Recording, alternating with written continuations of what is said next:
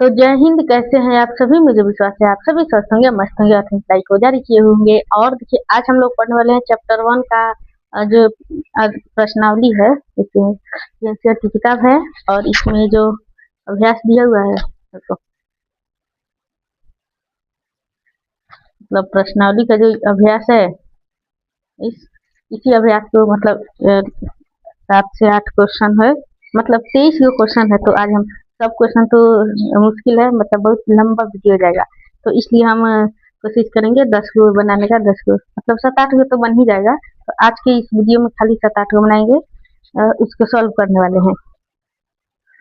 और एक और जो बनाए थे वैद्युत स्थिति ऊर्जा वाला टॉपिक, तो इसमें 2 क्वेश्चन दे दिए थे, इसको भी हल कर लो। तो इसमें क्या हो जाए कि इलेक्ट्रॉन है और ये प्रोटॉन है, मतलब ये आवेश क्या है, विजातीय है, अलग मतलब दूसरा आवेश है। मतलब ये ऋणात्मक, सॉरी, इलेक्ट्रॉन क्या होता है, ऋणात्मक होता है, ये धनात्मक होता है। अब इसकी वजह से स्थिति जब गुणा करेंगे तो ऋणात्मक हो जाएगी, मतलब क्या हो जाएगी, घटेगी। तो इसका आंसर क्या होगा, ये घटेगी। दूसरा क्वेश्चन की इलेक्ट्रॉन प्रोटॉन या इलेक्ट्रॉन न्यूट्रॉन या प्रोटॉन प्रोटॉन, अगर इसको समीप लाया जाए तो वैद्युत स्थिति ऊर्जा क्या होगी, बढ़ेगी। अब कैसे बढ़ेगी, जैसे क्या बोलते हैं, सजातीय आवेश है।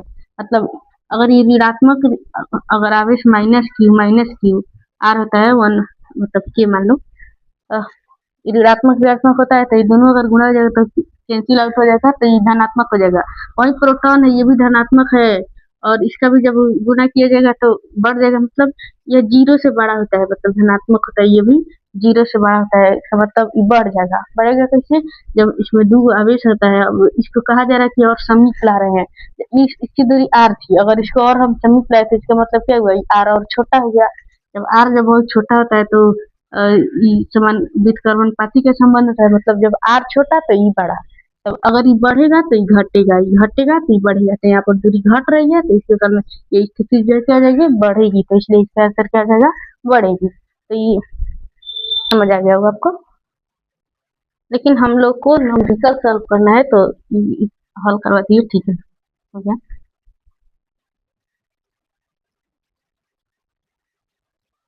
किताब में पहला क्वेश्चन दिया है कि वायु में एक दूसरे से 30 cm दूरी पर रखे 2 आवेशित गोलों के क्रम से 2 × 10⁻7 कूलम्ब तथा 3 गुना आवेश के बीच बल क्या है। मतलब वायु में एक दूसरे से 2 छोटे आवेशित गोले पर, मतलब 2 छोटा आवेश है।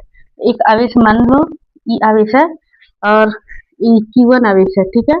और दूसरा कर है तथा एक कितना, 30 cm की दूरी पर। अब यहाँ से यहाँ तक मान लो कितना है, 30 cm है, और यहाँ पर कोई Q2 आवेश है, इसके बीच की दूरी क्या है, 30 सेंटीमीटर है, ठीक। और Q2 आवेश Q1 आवेश पर क्या है, मतलब इस Q1 का मान क्या है, 2 × 10⁻⁻7 है, और 7 कूलम्ब है। और इस Q2 आवेश का मान कितना है, 3 × 10⁻⁷ क्या, हाँ, ये कूलम्ब, मतलब इतना आवेश है। अब इसके बीच बल निकालना है, ठीक। तो अब इसमें क्या क्या दिया हुआ है उसको लिखेंगे, तभी न्यूमेरिकल अच्छा दिखता है। तो इसका चित्र ऐसा ही होगा, और इसमें जो जो दिया है उसको हम लिख देंगे। यहाँ तक ठीक है, हाँ देखिए। तो इस क्वेश्चन नंबर 1 जिसको कल करने जा रहे हैं हम लोग हल, और इसमें जो जो दिया है उसको लिखेंगे। तो पहले लिखेंगे क्या, प्रश्न में दिया है, क्या है, दिया है। अब इसमें क्या क्या दिया है, पहला आवेश का मान इतना है, तो दिया है कि आवेश, या फिर Q1 का मान कितना है, Q1 का मान है 2 × 10⁻⁷ कूलम्ब, ठीक। और दूसरा आवेश दिया है Q2, तो इसमें Q2 का मान कितना है, 3 × 10⁻⁷, इसमें भी कूलम्ब दिया है, मतलब इसको चेंज नहीं करना है। और इनके बीच की दूरी आर 30 सेंटीमीटर है, 30 सेंटीमीटर है। लेकिन हम लोग मतलब इसको सेंटीमीटर से मीटर में बदलना पड़ेगा, क्योंकि बल को हम न्यूटन में निकालेंगे, और न्यूटन के लिए इसको सेंटीमीटर है, तो इसको मीटर में बदलना पड़ेगा। और ये भी अगर माइक्रो में रहता तो इसको भी पहले कूलम्ब में बदलना पड़ता, लेकिन ऐसे ही दे दिया है, तो इसका मान सेम ए टू जेड, मतलब ऐसा ही रहेगा। लेकिन दूरी सेंटीमीटर में है, तो इसको हमको मीटर में बदलना है। तो मीटर में बदलने के लिए किसी भी मान को अगर मीटर बदलने को 100 से भाग दिया जाता है, तभी मीटर में बदलता है। तो अगर हम 30 को 100 में भाग देंगे, अगर 30 को हम 100 में भाग देंगे तो क्या होगा, 0.3 मीटर होगा। 0.3 मीटर, ये मीटर में बदल गया। बस इसका काम है। अब हमको क्या करना है, इन दोनों आवेशों के बीच लगने वाले बल को निकालना है। तो बल के लिए जब दो आवेश r दूरी पर स्थित तो कौन सा बल लगता है, कूलम्ब का बल। तो लिखेंगे किस नियम से। अब हमको F का मान क्या है नहीं मालूम है, तो लिखेंगे F इक्वल टू R। अब लिखेंगे कूलम्ब के नियम से, कूलम्ब का नियम, कूलम्ब के नियम से, कूलम्ब के नियम से। कूलम्ब का नियम क्या कहता है, F equal to 1/4 pi epsilon naught और E1 Q2 R स्क्वायर, ऐसा होता है। तब इन सब में इन जो जो यह मान है मान को इसमें रखो, F हो जाएगा और 1/4 पाई एप्सिलॉन नॉट और Q1 आवेश का मान कितना है, 2 गुना 10 के पावर माइनस 7। दूसरा आवेश Q2 है, इसका मान कितना है 3 गुने 10 के पावर माइनस 7 हो गया। और इनके बीच R मतलब वर्ग, वर्ग बोल रहे हैं, दूरी, दूरी कितना है 0.3, 0.3। इसका क्या है वर्ग करना है, वर्ग करना है तो ऐसे कर दो। वर्ग मतलब क्या, दो वर्ग गुना, तो दो टाइम हो गया। अब इस सब के मान को लिखो, इस सब का मान क्या होता है, ये एक स्थिरांक है और इसका मान 9 गुने 10 के पावर 9 होता है ना। और फिर जो दिया है उसको लिखो, 2 है 10 के पावर माइनस 7 है, 3 गुना 10 के पावर माइनस 7 है।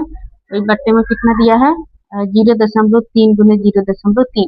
अब एक काम करो, जितना भी पावर 10 वाला है इसको एक और कर दो, ताकि मतलब आसानी से सॉल्व होता है, इसे नहीं तो बहुत कंफ्यूजन होगा। तो इसलिए इस 10 वाले जितना भी पावर वाला इसको एक और करो और बिना 10 वाले को ऐसे करो।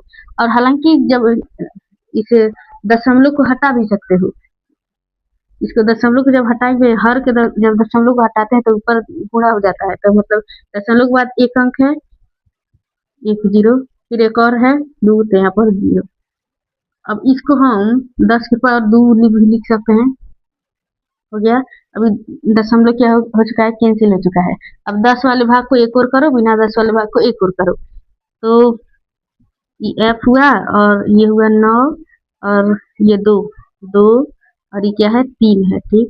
उसके बाद अभी 10 के पावर वाला चढ़ाओ, 10 के पावर 9 गुना 10 के पावर माइनस 7, ये है क्या 10 के पावर माइनस 7, ये क्या है 10 के पावर 2।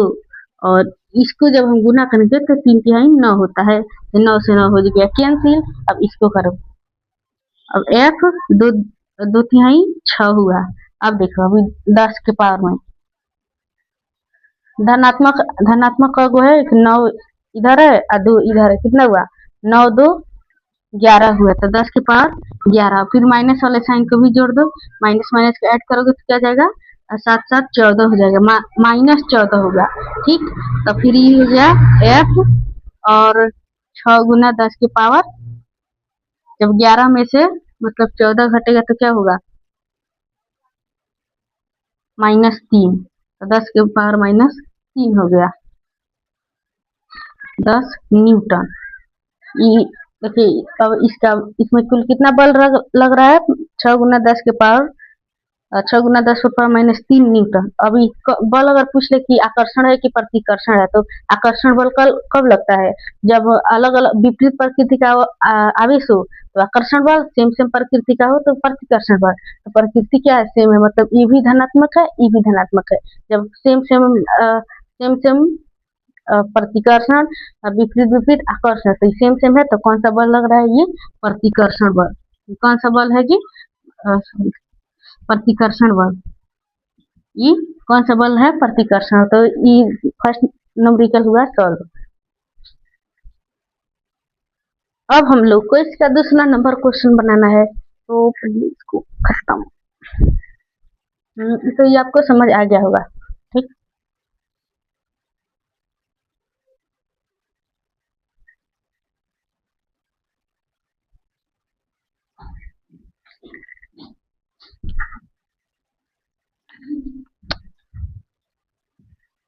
और दूसरा नंबर क्वेश्चन कह रहा है कि, दूसरा नंबर क्वेश्चन कह रहा है 0.4 माइक्रो कूलम्ब आवेश के किसी छोटे गोले पर किसी अन्य आवेशित गोले के कारण वायु में 0.2 न्यूटन बल लगता है। यदि दूसरे गोले पर 8 माइक्रोकूलम आवेश है तो क्वेश्चन नंबर ए में दोनों गोले के बीच की दूरी क्या होगी, और क्वेश्चन नंबर 2 दूसरे गोले पर पहले गोले का कितना बल लगेगा। तो इसमें जो जो दिया है पहले हम उसको लिख देते हैं।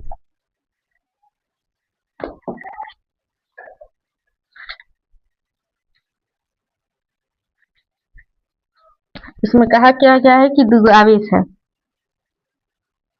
दो आवेश है, एक Q1 आवेश है और एक और आवेश है क्या, Q2। अब इनके बीच की दूरी R है, इनके बीच की दूरी R है, और इस पहला आवेश पर कितना कूलम आवेश है, 0.4 माइक्रोकूलम, 0.4 माइक्रोकूलम, और दूसरा आवेश है उस पर क्या है 0.8 माइक्रोकूलम आवेश है। ठीक, और इनके बीच बल F लग रहा है, जिसमें F का मान कितना है, मतलब कितना न्यूटन का बल लग रहा है, 0.2 न्यूटन का बल लग रहा है। तो इसका चित्र ऐसे हुआ। अब इस चित्र में बल दे दिया है, दो आवेश दे दिया है, लेकिन दूरी नहीं दिया है, तो दूरी को याद करना पड़ेगा। तो क्वेश्चन नंबर 2 और हल और जो जो दिया है उसको लिखो। दिया है, नहीं दिया है Q1 और 0.4 माइक्रोकूलम, दूसरा आवेश है Q2 जिसमें दिया है 0.8 माइक्रोकूलम, और इनके बीच बल कितना लग रहा है, कितना न्यूटन का बल लग रहा है, तो बल लग रहा है 0.2 न्यूटन का बल लग रहा है। और हमको क्या चाहिए, इसके बीच की दूरी हमको मालूम नहीं है, तो पहले क्वेश्चन के अनुसार कह रहा है पहला क्वेश्चन में दोनों गोले के बीच की दूरी क्या होगी, दोनों गोले के बीच मतलब कि क्वेश्चन नंबर इसी में क्वेश्चन नंबर ए में, क्वेश्चन नंबर ए में दूरी नहीं मालूम है। क्वेश्चन नंबर बी कह रहा है कि दूसरा बल क्या लगेगा, ये भी नहीं मालूम है, तो हमको अब मालूम करना है। क्वेश्चन नंबर ए में हमको कुछ नहीं, डायरेक्ट कूलम का नियम लगाओ बन जाएगा। तो लिखेंगे क्या, कूलम के नियम से, किस नियम से, कूलम के नियम से, कूलम के नियम से, फ्रॉम कूलम नियम से। कूलम का नियम क्या कहता है, Q1 Q2 R², ये हो गया, शॉर्ट फॉर्म में हम लिख दिए हैं। अब देखो, अब जो जो F है मतलब इसमें इन सबके मान को बैठाना है, लेकिन देखने काम करो, ये माइक्रो में है, लेकिन हमको माइक्रो में नहीं ज्ञात करना है, हमको इसको कूलम में बदलना पड़ेगा। तो इसको हम क्या करेंगे, चेंज करेंगे। माइक्रो अगर किसी चीज में लग जाता है तो 10 के पावर -6 होता है। जैसे आप लोग पढ़े होंगे नैनो, पिको, गीगा, ये सब पावर होता है। फिर माइक्रो जिसका मतलब 10 के पावर -6 होता है, फिर एंगस्ट्रॉम 10 के पावर -10 होता है, उसी प्रकार से माइक्रो है। तो इसमें मतलब 10 के पावर -6 से गुना करना पड़ेगा, तभी हो जाएगा कूलम में। तो 0.4 है, तो इसमें माइक्रो लग गया है, तो क्या होगा 10 के पावर -6, कूलम है तो कूलम। ठीक उसी प्रकार इसको भी बदलना पड़ेगा कूलम में, तो 0.8 10 के पावर -6 कूलम हो गया। इसको मत बदलो, बस हो गया। अब जो जो मान हमको ज्ञात क्या करना है, आर ज्ञात करना है, लेकिन क्या करो पहले सबका मान को बैठा दो। एफ का मान कितना है 0.2 न्यूटन, तो लिखो 0.2 न्यूटन, न्यूटन मत लिखो, मात्रक की जरूरत नहीं। के का मान क्या होता है 9 गुना 10 के पावर 9। Q1 आवेश का मान कितना है 0.4 इंटू 10 के पावर -6। Q2 आवेश का मान कितना है 0.8 गुना 10 के पावर -6। ठीक है, और दूरी का मान हमको ज्ञात करना है, ये क्या है R²। अब एक काम करो, डिवाइड में है, इधर आएगा तो गुने में हो जाएगा, और इसको इधर कर सकते हैं, तो डायरेक्ट लिखो R², और ये क्या है 9 गुना 10 के पावर 9, 0.4 10 के पावर -6, 0.8 गुना 10 के पावर -6, और इसको हम नीचे ला रहे हैं तो 0.2। अब दशमलव वाले भाग को खत्म करो और 10 वाले को एक और, बिना 10 वाले को एक और करो, ऐसे आसानी से हो जाता है। तो पहले इस दशमलव वालों को करो, दशमलव वालों में बदलो। अब यहाँ से अगर हम दशमलव गायब करें तो इसके हर में दशमलव के बाद एक अंक है तो इसलिए यहाँ पर 10 हो जाएगा। और फिर यहाँ भी दशमलव, इसको गायब अगर हम करते हैं तो 10 के साथ गुना हो जाएगा। फिर इसके अगर इसको हटाते तो एक और 0 हो जाएगा। ठीक, अब क्या हुआ, ये सारा दशमलव हट गया है। अब इस और इस 100 को हम 10 के पावर 2 भी तो लिख सकते हैं ना, एकदम लिख सकते हैं। तो आर स्क्वायर हुआ, और सिंपल संख्या वाले को इधर करो और 10 वाले को उधर करो तो 9 सिंपल है। उसके बाद ये 4 हुआ, उसके बाद ये 8 हुआ, 8 है ना, और ये क्या है 10 के पावर 9 है, 10 के पावर माइनस 6 है, ये क्या है 10 के पावर माइनस 6 है, 10 है खाली 10, और ये क्या है 10 के पावर 2 है। अगर यहाँ पर जाएंगे तो यहाँ पर माइनस का साइन लग जाता है, तो 10 के पावर माइनस 2 है। और ये तो नीचे 2 दिया हुआ है, 2 से इसको कटा दो तो हो जाएगा 2, तो इस 4 के बदले हम 2 लिख सकते हैं। ठीक, ये 2 से 2 कैंसिल आउट हो गया, तो ये हो गया। अब देखो आर स्क्वायर, 9 दूना 18, 18 8 144, तो यहाँ पर 144। अभी 10 वाले को हल करो, 10 पर पावर 2, धनात्मक वालों की एक और ऋणात्मक वालों की एक और। तो धनात्मक एक 9 है, एक यहाँ है 10, तो 10 के पावर 10। अब उसके बाद माइनस वाले को जोड़ दो, तो -6 कितना हुआ -12, और -2 में और जोड़ेंगे तो -12 तो -14 रहेगा, क्या -14। और ये हो गया। अब ये वर्ग में है, तो अगर वर्ग को हम हटाएंगे तो इधर रूट में आकर बदल जाएगा, तो इसलिए हमको अंडर रूट में लिख देना पड़ेगा। तो यहाँ पर हम क्या लिख सकते हैं, इसको अंडर रूट कर दो, ये 144 और ये 10 के पावर -4। अभी -4 है तो इसको हम पहले 4 लिख लेते हैं। अब इसको हम क्या कर सकते हैं, इसको बदल भी सकते हैं। अगर इसको गुणन वर्ग है, ये वर्ग का कंसेप्ट है, मतलब 12 का वर्ग 144 होता है, तो इसको हम भाग विधि से गुणनखंड विधि से निकालते हैं। तो जैसे में निकालते हैं इसका वर्ग तो 12 आता है, तो इस 144 को हम 12 × 12 लिख सकते हैं, या फिर 10 के पावर 4 को हम 10 के पावर -2 और 10 के पावर -2 लिख सकते हैं। देखिए 144 को हम और भी तोड़ सकते हैं, तो हालांकि आप लोग 12th क्लास के हैं तो इसमें तोड़ने की जरूरत नहीं।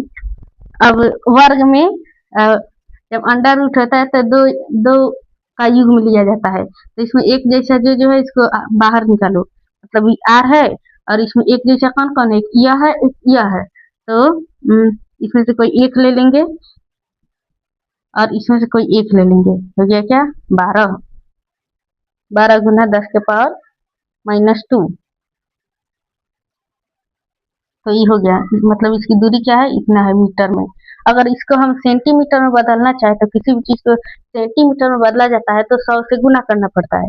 अगर हम इस आंसर में सेंटीमीटर में दिया है तो इसको हम क्या कर सकते हैं, इसको सेंटीमीटर में अगर बदलेंगे तो 100 से गुना करना पड़ेगा। अगर हम 100 से गुना करेंगे तो 100 का मतलब क्या आता है 10 के पावर 2, तो इसमें 10 के पावर 2, 10 के पावर 2 से क्या जाएगा, ये कैंसिल हो जाए, तो बचेगा क्या 12, यानी कि सेंटीमीटर में आर कितना आया, 12 सेंटीमीटर आया। मीटर में पूछेगा तो इतना हुआ, अगर सेंटीमीटर में इतना, और वहीं आर सेंटीमीटर में इतना हुआ। अब मीटर में बदलेंगे तो 12 × 10 के पावर -2 मीटर हुआ। ये हो गया दूरी, ये नंबर क्वेश्चन। और दूसरा नंबर क्वेश्चन कह रहा है कि उन आवेशों पर लगा बल क्या होगा। और दूसरा नंबर क्वेश्चन कह रहा है कि दूसरे गोले पर पहले गोले के कारण कितना बल लगेगा। ये दूसरा गोला है, ये दूसरा गोला है, सॉरी ये दूसरा गोला Q2 है, और इस पर Q1 के कारण कितना बल लगेगा। तो आवेश भी सेम है, दूरी भी सेम है, तो बल भी सेम लगेगा। तो बी नंबर क्वेश्चन में क्या होगा, वही 0.2 न्यूटन का ही बल लगेगा। ये नंबर में दूरी याद करना था, दूसरे नंबर में बल याद करना था, तो ये दूसरा नंबर क्वेश्चन भी सॉल्व हुआ। अब हमें तीसरा नंबर क्वेश्चन को सॉल्व करना है, जिसमें कहा जा रहा है कि जांच कीजिए कि ke² gm mass of electron mass of proton विमाहीन है, मतलब इसमें कोई विमान नहीं होती, और सारणी देखकर इसमें मतलब अनुपात क्या होगा वो ज्ञात करना है। तीसरा नंबर क्वेश्चन। तो दूसरा नंबर क्वेश्चन तो आप लोग को समझ आ ही गया होगा।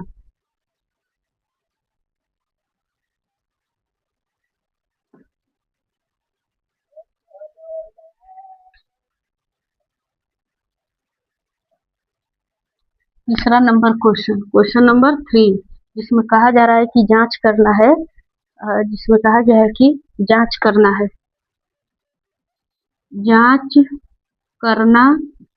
जांच करना है क्या कि k e square upon G mass of electron and mass of proton क्या है, एक विमाहीन है, मतलब इसमें कोई बीमा नहीं होती, इसमें कोई बीमा नहीं होती। तो चलिए अब हम जानते हैं, यहाँ पर लिखो हल होता है शुरू, तो लिखेंगे क्या, हम जानते हैं कि ये क्या है, स्थिर वैद्युत नियतांक है। ये किसका मतलब है, स्थिर वैद्युत नियतांक यानी कूलॉम का नियतांक है। ये क्या है, कूलॉम का नियतांक है, कूलॉम नियतांक है, क्या है, कूलॉम नियतांक है। और इसका मान कितना होता है, 9 × 10⁹ न्यूटन मीटर स्क्वायर प्रति कूलॉम स्क्वायर।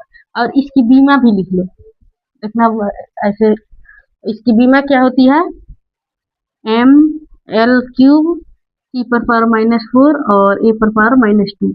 ये क्या होगा, इसकी बीमा भी साथ साथ लिख लेते हैं। फिर इसमें दूसरा करा है ई मतलब इलेक्ट्रॉन, ये क्या है, इलेक्ट्रॉन का वर्ग है, मतलब ये क्या है, इलेक्ट्रॉन है।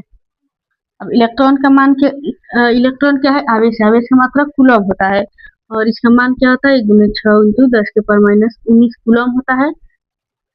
और इसका मात्रा क्या होता है, बीमा क्या होता है, 80 होता है, मतलब कूलॉम है तो इसका मात्रा बीमा क्या होगा, 80 होगा। दूसरा है जी, जी क्या है, गुरुत्वाकर्षण नियतांक है, जिसका 6.66 न्यूटन, मतलब जी होता है क्या, गुरुत्वाकर्षण नियतांक, गुरुत्वाकर्षण नियतांक, गुरुत्वाकर्षण नियतांक होता है।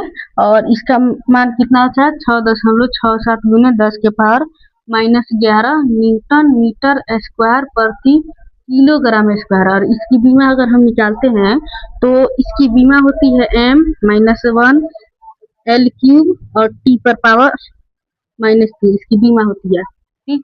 उसके बाद मास of electron, mass of proton, ये क्या है, द्रव्यमान है, द्रव्यमान का किलोग्राम होता है। तो me मतलब मास of electron, mass of electron मतलब इलेक्ट्रॉन का द्रव्यमान, इलेक्ट्रॉन का द्रव्यमान कितना होता है, 9 × 1 9.1 10⁻⁻31 किलोग्राम। ये क्या है, ग्राम है, और इसकी मतलब इसको m से सूचित करते हैं तो इसको m लिख लिए। उसके बाद mp कहा है, यानी कि मास of proton, mass of proton, proton का द्रव्यमान कितना होता है, 1.67 × 10⁻⁻27 kg। और इसका भी बीमा क्या होगा, m होगा। लेकिन हमको पहले क्या करना है कि पहले हम लोग को जांच करना है कि बीमा ही है, तो इन जितना भी बीमा है इन सभी बीमा को मान के इसको बैठाओ। तो लिखेंगे क्या, सभी राशियों के बीमा, सभी राशियों के बीमा रखने पर, इस फार्मूला में सभी राशियों के बीमा रखो। तो k है, E² है, बट्टा क्या है, me mass of electron and mp mass of proton. अब k क्या बीमा क्या है, इतना है, तो इसके बीमा की जगह ml³ T⁻⁻4 और A⁻⁻2 लिख सकते हैं। अब E² मतलब इलेक्ट्रॉन, इलेक्ट्रॉन का द्रव्यमान क्या है, और बीमा क्या होता है, 80। अब इसका वर्ग है तो मतलब A² T², क्या, फिर बटा दिया हुआ है गुरुत्वाकर्षण का बीमा क्या है, इतना है, m इनवर्स है, L³ है एंड T⁻⁻2 है। और प्रोटॉन का है, नहीं मास ऑफ इलेक्ट्रॉन, तो इसका m होता है, और मास ऑफ प्रोटॉन का भी m होता है, ठीक। अब देखो जो कटने वाला है ऐसे ही कटा दो, मतलब ही m से m कैंसिल हो जाएगा, ठीक है, ऊपर m नीचे m कैंसिल हो जाएगा। ई क्या है, कि m पर पावर -1 है, m पर पावर -1 है। अगर घन का घातांक का एक नियम होता है कि अगर ए कोई संख्या हो, इस पर पावर n हो, और दूसरा कोई संख्या हो, ए हो, ऊपर पावर m हो, और इन सब का अगर गुना किया जाता है तो क्या होता है, ए n प्लस m जुट जाता है, मतलब पावर जुट जाता है। तो इसका भी आधार सेम है, तो m है, इसका मान है -1, इसका है +1, तो जुट जाएगा, तो क्या आ जाएगा 0। ये भी इससे कैंसिल हो जाएगा, इससे ये कैंसिल हो गया, मतलब m का काम तमाम हो गया। अब देखो ऊपर देखो एल क्यूब है, नीचे भी एल क्यूब है, एल क्यूब से एल क्यूब कैंसिल। अब यहाँ देखो, यहाँ t पर पावर -4 है, ठीक है, a पर पावर -2 है, और यहाँ a पर पावर 2 है, a पर पावर 2 है, t पर पावर 2 है। और यह देखो ये ऋणात्मक है, जब अंश में जाएगा तो धनात्मक हो जाएगा, तो यहाँ पर t की जगह पर सॉरी t स्क्वायर हो जाएगा। अब देखो, अब ई धनात्मक ई कैंसिल हो गया। अब ई देखो t पर पावर -4 और t पर पावर 4, तो इन दोनों से यह कैंसिल हो जाएगा, कैंसिल हो जाएगा, क्या हो जाएगा 1। सभी का मान कट के कितना आया, 1 आया। तो इसमें कोई बीमा है, इसका बीमा कोई आया नहीं। जब नहीं आया तो इससे क्या साबित हुआ, इससे साबित यही हुआ कि मतलब जो राशि दिया हुआ है बीमाहीन है, अतः दी गई राशि दी गई राशि बीमाहीन है। क्या है, बीमाहीन है। बीमाहीन काहेला है, क्योंकि इसमें एक भी बीमा ही नहीं रहा है, तो इस तरह से ये हो गया। अब इसी में एक और क्वेश्चन दिया हुआ है कि इन सब के सारणी, मतलब जितना भी मात्रक देख रहे हो, इन सब का फिजिक्स के 11th की फिजिक्स में शायद लास्ट पेज में इन सब के मान को दिया हुआ है, तो कह रहा है उसी सारणी में से देखकर इन सब का अनुपात बताओ। तो अब इन सब की जितना भी मान आया है, जितना भी मान है, इस फॉर्मूला में रखेंगे और इसका अनुपातिक राशि निकालेंगे। तो ये तो बहुत लेंथी है, फिर भी यहाँ तक तो आप लिख लियोगे।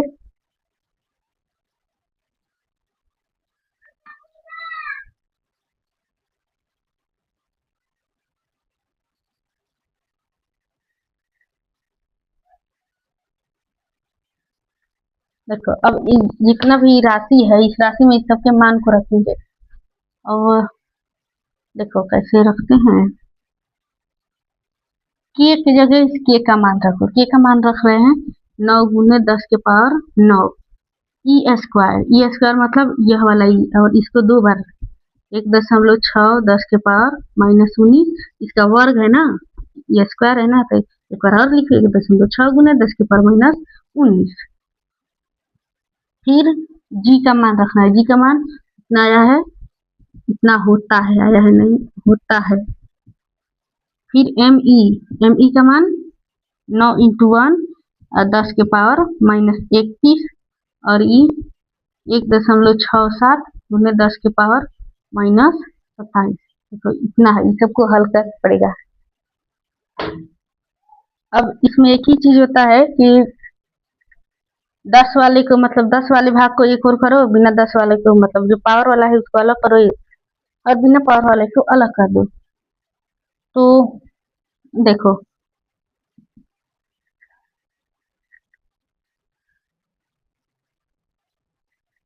यहाँ का पावर को करो गायब। जब इसको हम कैंसिल करेंगे तो यहाँ पर 10 हो जाएगा।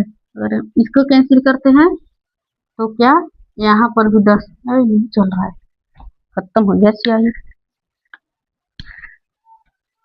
यहाँ पर 10 हो गया। अब इसमें से हटाओ, जब इसमें से हटाएंगे तो 10 हुआ। इसके बाद कितना अंक है 2, और इसको हटाओ 3, इसको हटाओ 4 5, यानी 10 के पावर 5। अब देखो 9 है, ये 16 है, ये भी 16 है, और 10 के पावर 9 है, 10 के पावर 19 दूना 38, 10 के पावर -38 है, 9 5 कितना होता है 14 होता है, ये 9 ये 5 ये कितना हुआ 14 हो गया।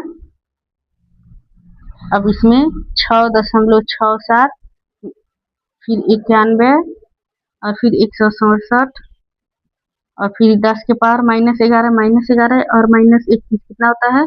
ये होगा 32 और 42, 10 के पावर -42। ये हुआ क्या? 10 के पावर -42 फिर -27 करना, -27 होगा।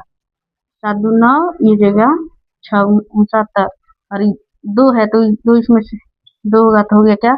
67, यानी 10 के पावर -67।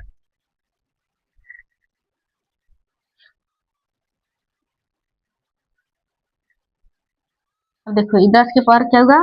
-67 और ये क्या है? 38 है तो हो गया क्या? 24। ये हो जाएगा, अगर हम इसको गुना करें, मतलब इस 9 का 16 से गुना करें तो आता है 2304 और 10 के पावर, मतलब 38 में से 14 घट जाएगा तो बचेगा क्या? 10 के पावर 24, 10 के पावर -24 बचेगा। और इन सब का अगर हम गुना करे किए हैं तो इसका, अरे बाप रे, इसका आया है 10 13 63 99 मतलब इसका गुणा करने पर इतना आया है। और और ये क्या? 10 के पावर -67 है, 10 के पावर -67 है। अगर हम इसके ऊपर भेजेंगे और इसको जब 2304 और ये क्या है? 10 13 63 99 और यह जब ऊपर जाएगा तो इस 67 में से 24 घटेगा। जब 67 में 24 घटाएंगे तो 3, ये हुआ क्या? 3 और ये होता है क्या? 4, मतलब 43। 10 के पावर क्या हुआ? 43 हुआ।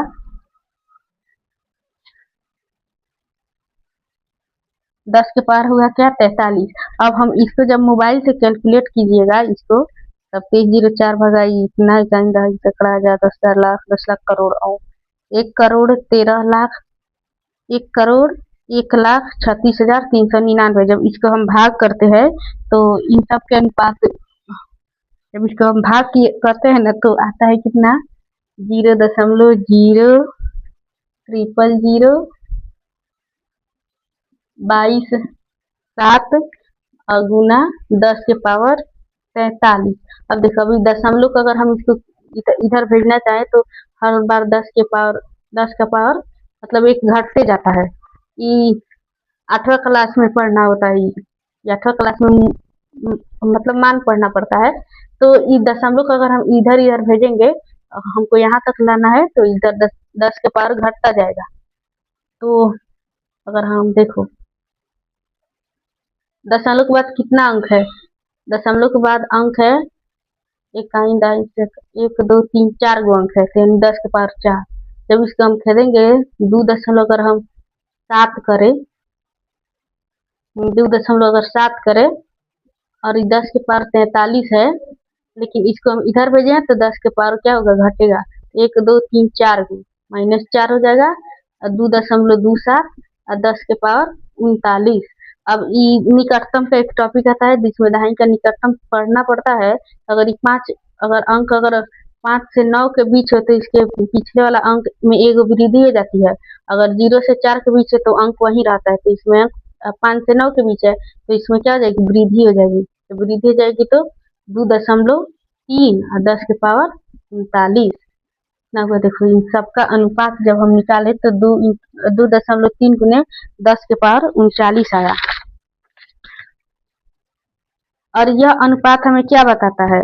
यह अनुपात हमें बताता है, पहला बात ये बताता है कि वैद्युत इलेक्ट्रॉन के कारण जो वैद्युत बल ई लग रहा है, ई और गुरुत्वाकर्षण बल, ये बताता है कि वैद्युत बल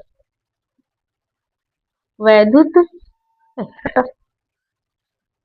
वैद्युत बल एफ ई, मतलब इलेक्ट्रॉन के कारण वैद्युत बल और गुरुत्वाकर्षण बल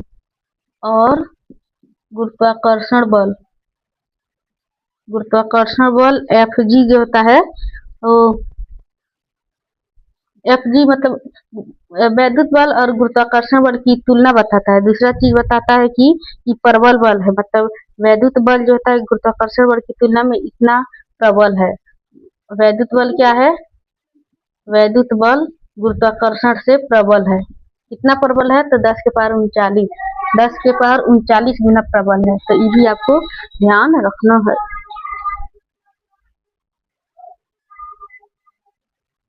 देखिए इस वीडियो में हम लोग मात्र 5 गो ही क्वेश्चन करेंगे, क्योंकि देखो इतना ज्यादा समय हो गया। तो ये समझ आ गया होगा। अब अगला क्वेश्चन हल करते हैं।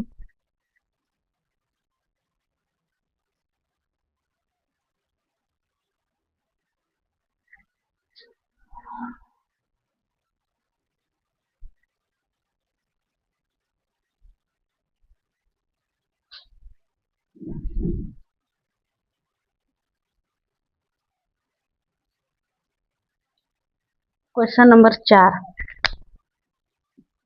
क्वेश्चन नंबर 4 ये कह रहा है कि किसी वस्तु का वैद्युत आवेश क्वांटमीकृत है। कथन है, मतलब कथन किसी वस्तु का वैद्युत आवेश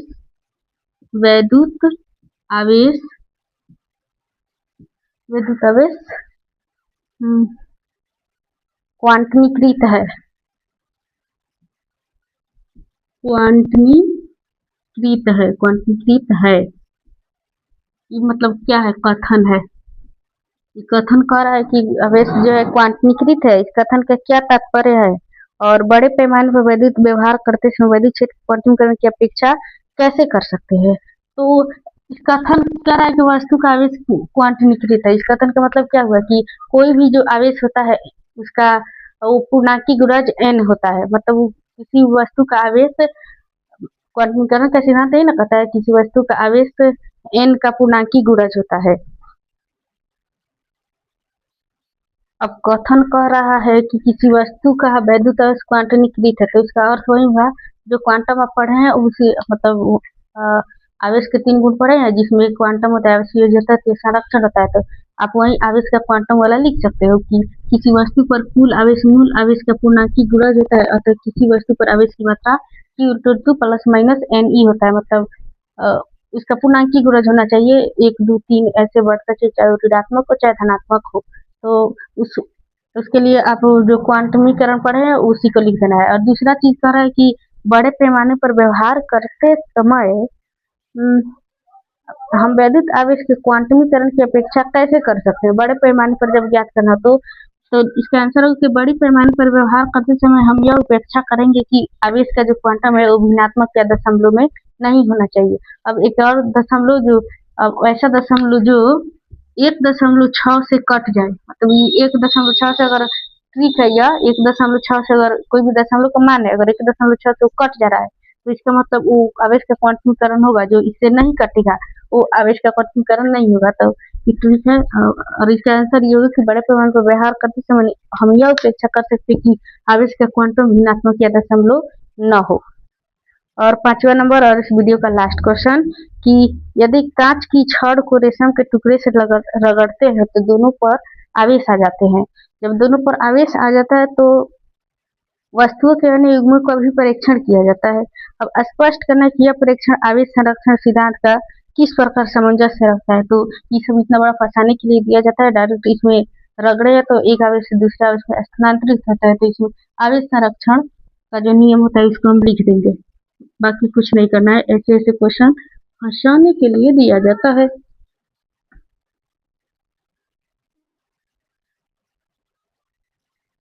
मतलब कांच की छड़ को रेशम के टुकड़े से रगड़ते हैं। कांच की छड़, जैसे ई हुआ क्या, ई हुआ एक कांच की छड़ है। यह क्या है? कांच की छड़ है। और कहा जा रहा है क्या? रेशम के टुकड़े। और ये क्या है? ये रेशम का कपड़ा है, मतलब रेशम का टुकड़ा है। अब इसी कांच की छड़ को इस पर रगड़ा जाता है। जब इस पर रगड़ा जाता है तो इस पर आवेश हो जाता है, इस पर आवेश मतलब फैल जाता है।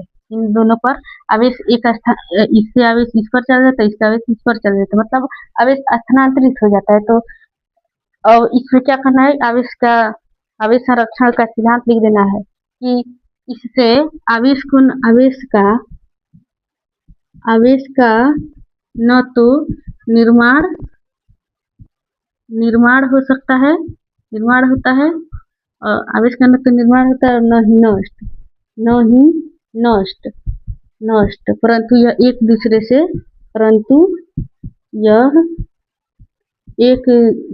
दूसरे रूप से एक से दूसरे में रूपांतरित होते रहता है, एक दूसरे से रूपांतरित हो सकता है। बस इसका यही आंसर होगा कि जब आवेश को इसमें रगड़ेंगे तो इन दोनों पर आवेश वितरित हो जाएगा, लेकिन इसमें आवेश की कोई हानि नहीं हुई, मतलब इससे कोई आवेश का नष्ट नहीं होता है। तो आवेश संरक्षण का सिद्धांत भी यही कहता है कि आवेश का न तो निर्माण किया जा सकता है, नहीं नष्ट, परंतु उसे एक दूसरे से दूसरे रूप में रूपांतरित किया जा सकता है, अर्थात आवेश नियत होती है। ये भी इन सब के बारे में एक ही शर्त, आवेश नियत होती है, सिंपल। इस 5वें नंबर क्वेश्चन का आंसर यही होगा। तो आज के वीडियो में बस इस 5 क्वेश्चन रख देते, नहीं तो वीडियो और ज्यादा लंबा हो जाएगा। फिर मिलेंगे अगले वीडियो में, तब तक के लिए जय हिंद, जय भारत।